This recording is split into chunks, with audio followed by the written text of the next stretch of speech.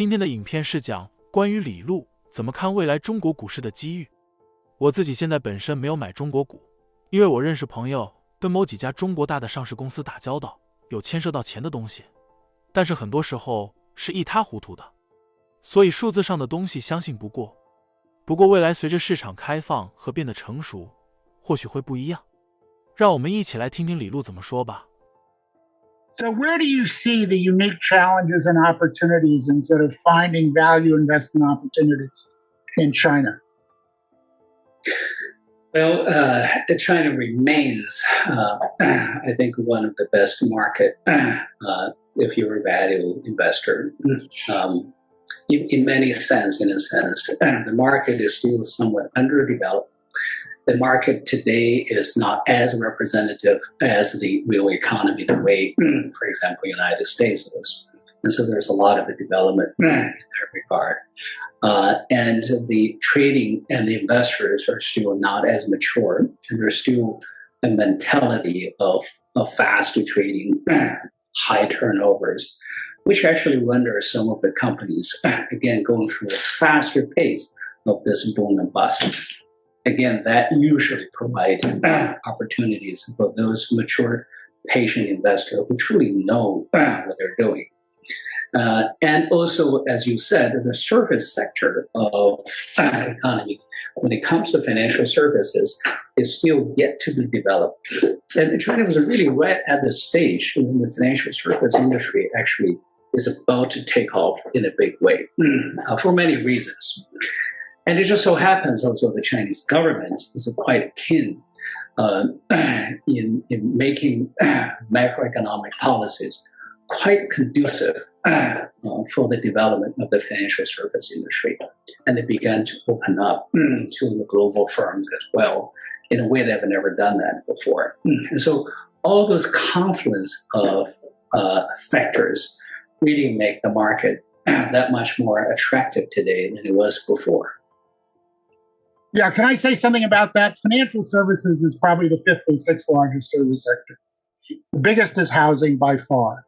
The second biggest is medical care. The third biggest is education. And the fourth and fifth biggest are like wholesale and retail distribution, and then personal services, and then financial services, although in the US it's a little higher than that.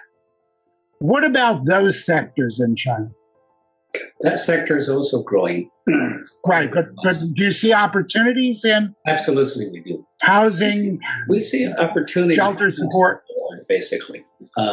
Virtually every industry are going through a robust growing stage, some more than the others. And even if industries are not growing as fast, you can still find interesting companies, values. And I don't have to, you're the guru for this field.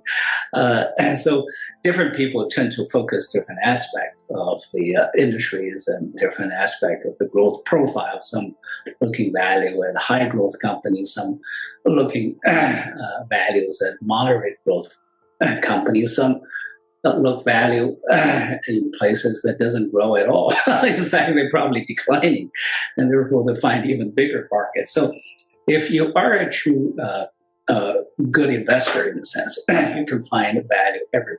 But you're probably more capable of finding values in a dynamically growing economy such as China. They're still growing at multiple times of the mature economy in the West.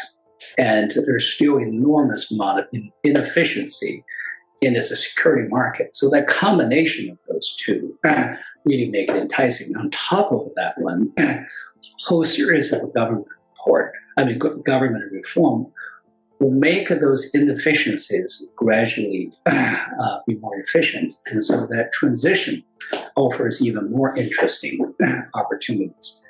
So this is a good time for global investors, and certainly for U.S. investors as well. Okay, in those terms, that as Chinese financial markets are developing, do you have certain reforms or other things you'd be interested in seeing implemented? Do you sort of have a top development that you'd like to see happen in the China financial markets or even in the China economy? Well, in a sense, it's already happening. And that's what I mean by the Chinese government and regulator has been very keen in developing the security market.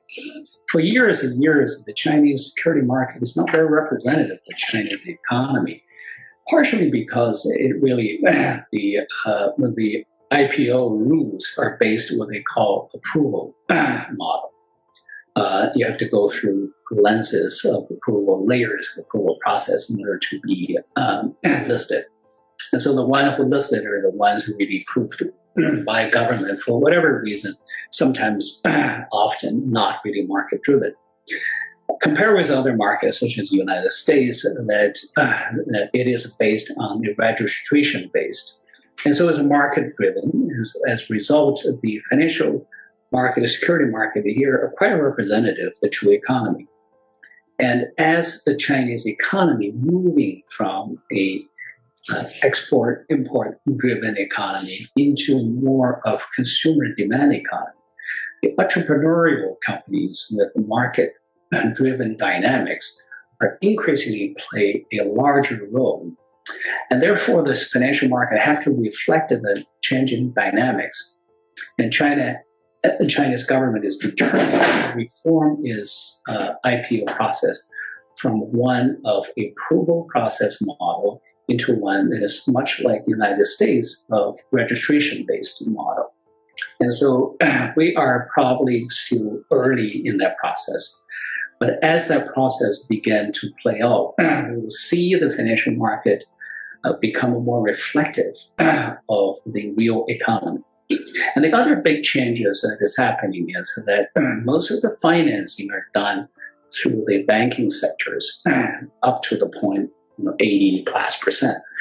And over time, the financing is best to really do through what they call direct financing, mostly through market-driven dynamics of fixed income, equity, et cetera, And so we see the overall financing model of the Chinese economy from one that is more indirect into more direct. And so thus is the reason for opening up this financial service industry, both for domestic players and global players.